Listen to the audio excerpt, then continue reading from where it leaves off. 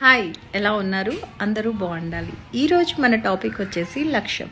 చాలామందికి వాళ్ళ జీవితంలో ఏం సాధించాలో క్లియర్ కట్ ఐడియా ఉంటుంది. వాళ్ళు మంచి ప్రణాళికతో జీవితంలో అనుకున్నవన్నీ సాధిస్తారు.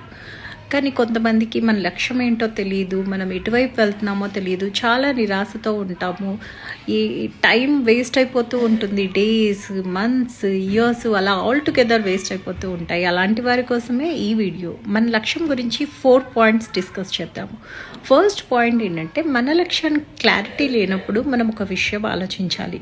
మనము the end of the life ఆ రోజు మనము అరే ఈ పని చేసి ఉండాల్సింది అని బాధపడకూడదు.